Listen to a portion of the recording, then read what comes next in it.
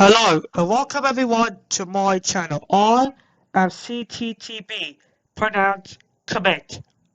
If you know what it stands for, it stands for commit to the bit. So you guys might have noticed that I am getting very worried.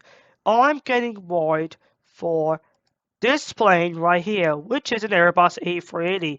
Yeah, it is a bit of a game changer, but it is a lie. Yeah, A380 is the game changer, but it's a lie for myself. It is actually a lie. Yeah, it's a wide body plane. It can fly around the world, even including like, let me for example, Manchester, Heathrow, Johannesburg, Frankfurt, any sort kind of airport. I found the interesting video about the A380 that I'm worried about, which is about aero.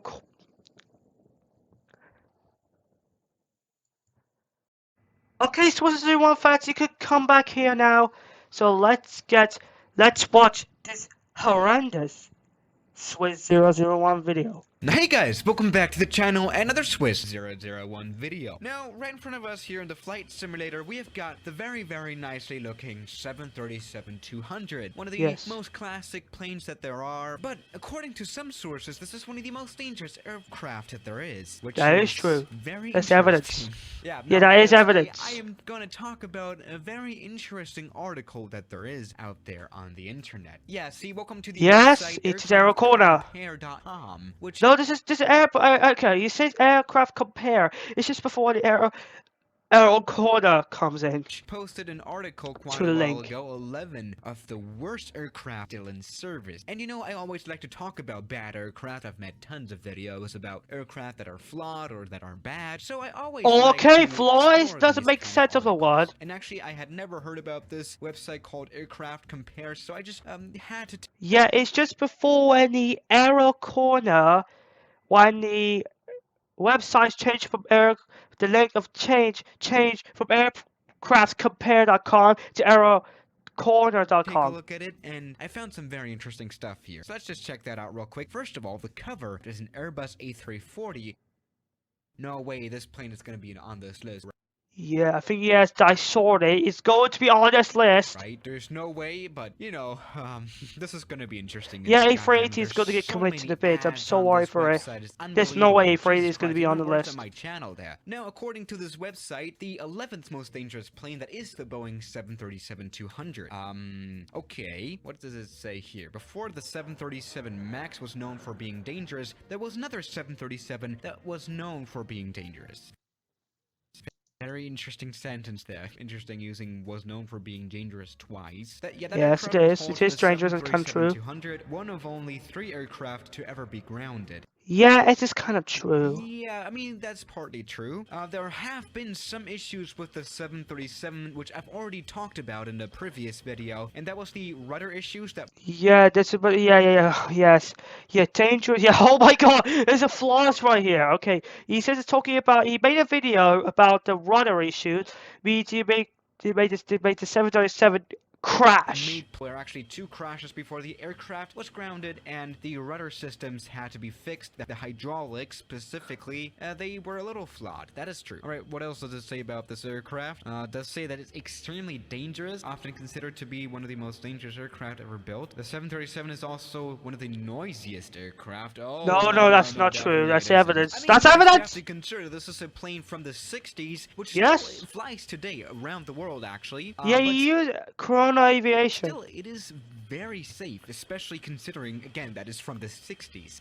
Actually flying around with this plane, especially today, you know, when every issue that this plane ever had has been fixed, this is an extremely safe aircraft, and it's maybe a little, you know, on the louder side, but it is still nothing compared to most turboprop planes. If you have ever flown around in something like an ATR, this is going to be nothing. I mean, you know, today it's still used a lot. I heard the ATR before. It was really rash and rumbled. He actually was quiet, and he actually just made that like a bee. It's a bee plane because the comes to takeoff noise. Because it comes to vibration. Heavy at the moment, but that is still another story. We were able to take off, and as you can see, we are not. Let's actually move to an Airbus A340. Shocked me a little bit. Airbus A340. The A340 isn't as much dangerous as it is sluggish. Okay, that's a tosh shenanigan in the middle.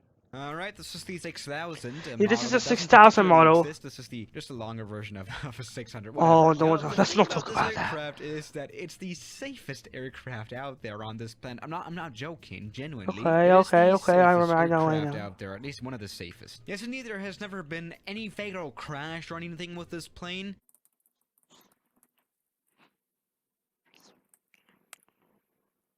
There was one Airbus A340 crashes. There's a lot of A340 crashes like Etihad and Air France. Calling this plane one of the most dangerous and worst aircraft that there are. Something I do see a little bit is that the aircraft is kind of sluggish. It is a little underpowered, I would say. Yes, it's underpowered. Power. The climb rate Because because he says that A340 he says that the German says that the A340 is trying to get off the ground because he's trying to take off because the Earth is round. Hello. I mean, well, I'm using this pretty long version here of this.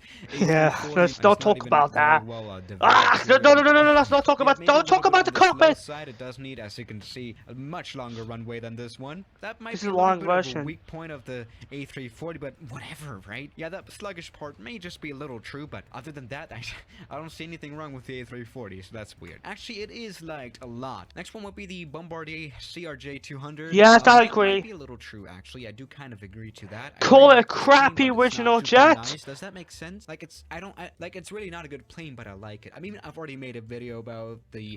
He says like and don't like. Of this It's a jet, crappy really. original jet. Yeah. Called crappy regional jet. I do kind of see that. CRJ 1000 is a charming original jet. He's trying to last episode, but he posted about a couple. Yeah, it's a Tupolev. Yeah, I do kind of. Okay, so before we go to Tupolev 204, CRJ 1000 as Swiss 01 always calls a charming original jet because he's longer because he thinks it's better than the CRJ 200 because he said that the CRJ 200 is cramped in the cabin. Let's skip that one. Next up would be the Embraer EMB 120. Let's skip that one. Skip. Okay, 757.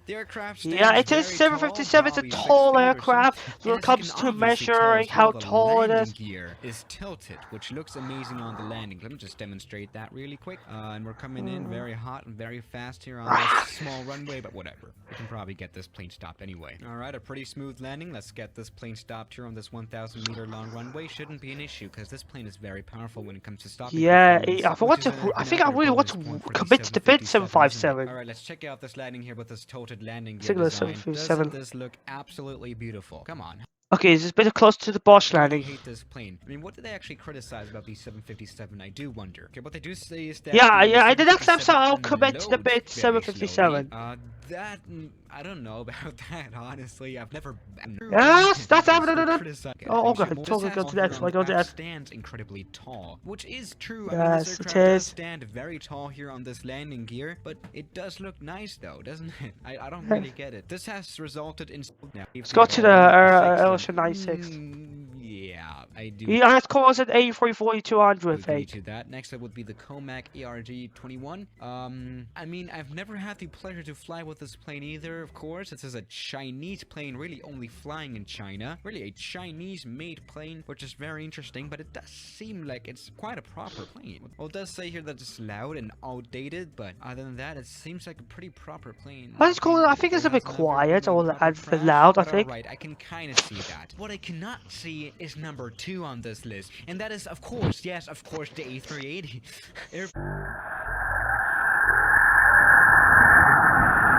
You can't! This is really what got me going.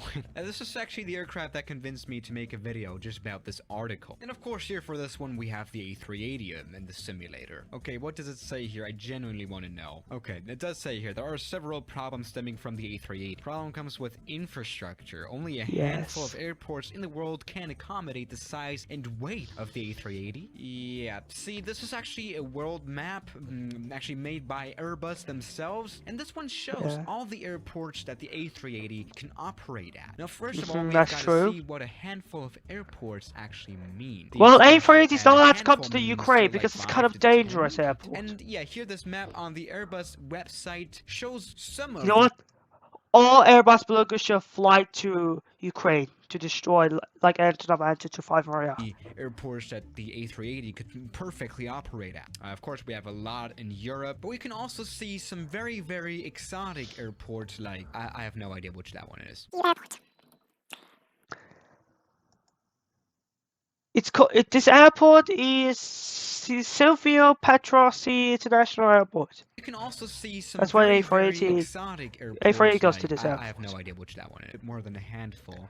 Yeah, flying the A380 somewhere is not a problem at all. The main problem is not infrastructure. I mean, you wouldn't be able to fill up this 500 to 600 seat big aircraft to small airports like this, which has a 1,000 meter long runway. Of course not. But in theory, this plane could fly to a lot of places. Maybe even this 1,000 meter long runway. Let's just see if this is possible. Alright, we are casually gaining more and more speed. At a speed of 130 knots or something, we can already start to rotate. And as you can tell, we will actually be able to take off. You need 150 knots to rotate. Okay, that didn't work. Okay, I mean, of course, a 1,000 meter long runway is very unrealistic, but this plane can fly perfectly at a lot of places. So that's already wrong.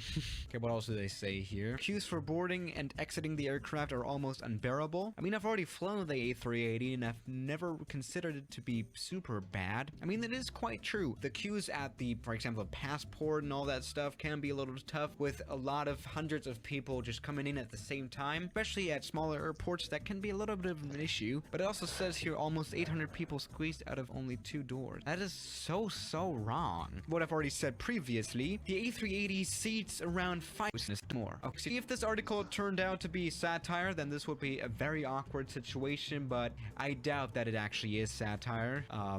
So Okay, so Airbus A380 has got roasted by 747, but it's got roasted by an aero corner. In the next video, I'm going to commit to the bid 757, aero corner, and 747, and Dash 8 and Airbus Beluga in the next episodes. So, thank you guys for watching today's commit to the bid video, and I'll see you guys tomorrow. As always, good night.